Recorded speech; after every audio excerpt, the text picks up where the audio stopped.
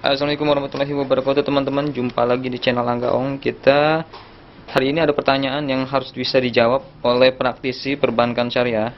Ini adalah direktur utamanya dari sebuah perbankan ya.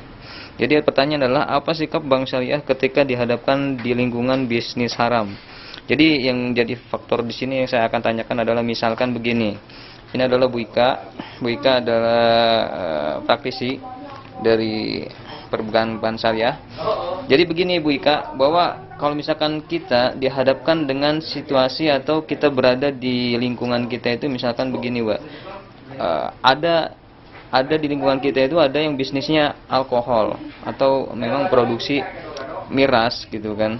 Yang mungkin memang sulit untuk kita untuk bagian pemerintah untuk bisa dibasmi ya ibaratnya kan. Itu ada lagi yang namanya bisnis hewan ternak yang haram ya kan gitu kan. Terus bisnis-bisnis haram lainnya gitu kan.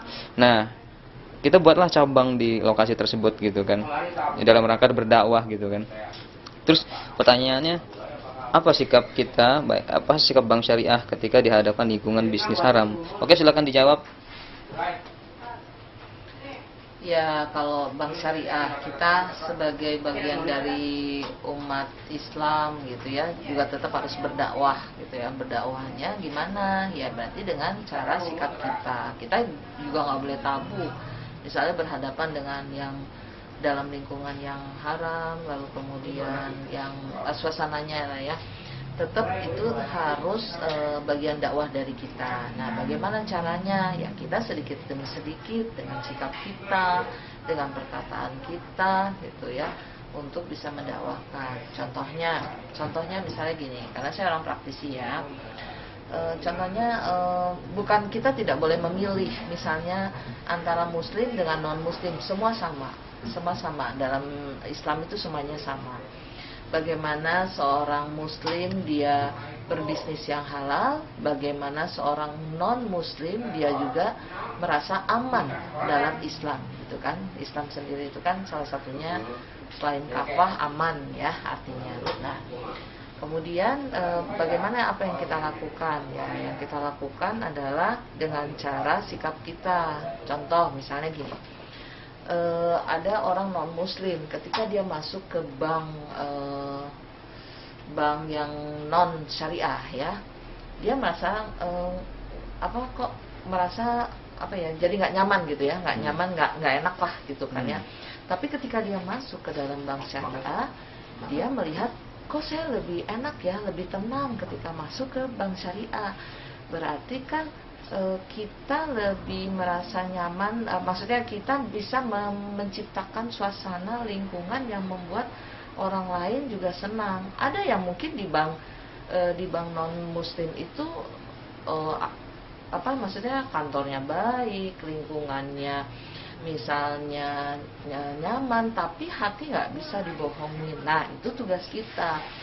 Kenapa bisa terjadi aman dan nyaman orang masuk? Karena di sana ada yang dia produk yang dia halal, tidak haram gitu. Tapi kalau kita masuk ke bank syariah, lalu kemudian kita merasa ada yang tidak nyaman, itu berarti ada yang tercampur. Kalau saya melihatnya begitu ya prinsipnya. Jadi ada yang tercampur antara yang halal dengan yang haram. Oke, gitu. pertanyaan gini, Bu Ji. Kembali lagi ke yang tadi, misalkan begini, kita dihadapkan kita akan buka cabang di lokasi yang memang lingkungannya itu seperti lingkungan yang memang dalam mata pencariannya itu memang yaitu yang bisnisnya bisnis haram gitu. Apakah kita akan membiayai pembiayaan sebagai dakwah dalam proses untuk merubah bisnis mereka untuk menjadi lebih baik, atau merubah, atau memang kita nggak usah aja deh, nggak usah dibiayain ini. Tapi sedangkan di lingkungan tersebut memang butuh didakwahi untuk bisa berubah bisnisnya untuk lebih baik. Gimana? Oke. Islam itu kan salah satu yang diajarkan Nabi Muhammad adalah sebagai rahmatan lil alamin, ya kan? Jadi pada saat kita misalnya rahmatan lil alamin ya, berarti pada saat kita berbisnis punten misalnya dalam lingkungan prostitusi, misalkan di sana ada lingkungan prostitusi, yang kita biayai, boleh nggak kita membiayai mereka? Bank syariah boleh, sama seperti kita bertransaksi jual beli. Misalnya kita buka nih toko warung, terus punten tiba-tiba ada pelaku prostitusi masuk kan ke warung kita, lalu kita bilang maaf ya, Anda nggak boleh di sini karena pakai uangnya uang haram. Nggak boleh begitu, karena jual beli adalah tetap halal gitu.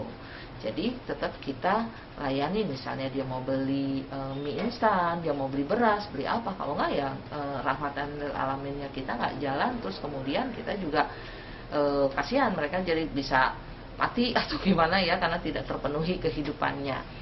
Nah, lalu itu diperbolehkan. Jadi bukan masalah kita membiayain dia prostitusinya, tapi adalah di sini jual belinya gitu. Jadi memang harus boleh. Bagian dari dakwah mereka juga melihat, insya Allah ada hidayah sehingga akhirnya berubah gitu. Itu misalnya contoh prostitusi. Lalu kemudian misalnya minta-minta, misalnya ya orang minta-minta nih gitu kan. Kan kita minta-minta salah satu yang tidak diperbolehkan oleh Rasulullah juga gitu kan ya. Nggak boleh ya. Dia harus bekerja. Tapi bagaimana caranya kita bisa merubah orang yang tadinya minta-minta berubah tidak menjadi minta-minta? Orang yang tadinya dia tidak bisa membayar zakat berubah dia menjadi orang yang bisa membayar zakat. Berarti yang kita lakukan adalah kalau dia mau meminjam ke kita untuk kita arahkan untuk usaha yang lebih halal, misalkan orang yang tadinya minta-minta lalu kemudian dia jualan kopi misalnya gitu kan, keliling pasar atau apa, nah kita biayain, mungkin harganya juga cuma berapa tapi itu menjadi halal. Nah kita insya Allah bagian dakwahnya kita ini akan mengalir pahalanya juga untuk kita dan merubah gitu. Oke, kesimpulannya bahwa jadi bisnisnya kita bukan berarti misalkan dalam lingkungan yang seperti itu kita tidak bisa berdakwah ya Bu Haji. Iya betul. Dalam jadi, lingkungan seperti itu kita juga tidak baku dan tidak kaku tidak berkutat di dalil yang mengatakan bahwa semuanya haram gitu ya. Tapi kita lihat kondisi dan situasionalnya dulu maksudnya gitu ya. Iya, jadi nggak bisa kita lihat dulu, kecuali kalau yang tidak diperbolehkan adalah pada saat kita malah ikut terlibat dalam kegiatan haram tersebut. Nah, justru tidak boleh. Yang boleh itu adalah justru kita yang membawa ke arah yang halal gitu.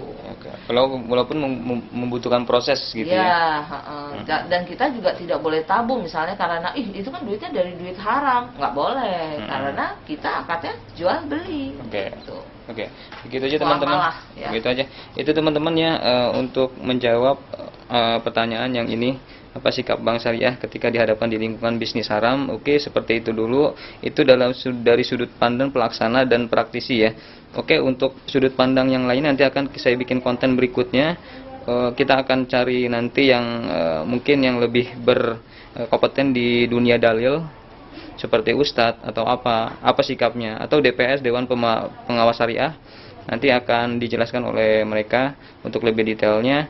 Tapi ini kita jawab dari sudut pandang pelaksana praktisi bank syariah. Terima kasih teman-teman. Ya, jangan lupa kalau misalkan belum subscribe, di subscribe. Jangan lupa juga di like dan di share ya teman-teman, supaya teman-teman yang belum paham dan belum juga ada atau mungkin teman-teman ada pertanyaan di komen, bisa nanti ada kita coba untuk uraikan ya untuk penjelasan lebih lanjutnya. Terima kasih teman-teman. Wassalamualaikum warahmatullahi wabarakatuh.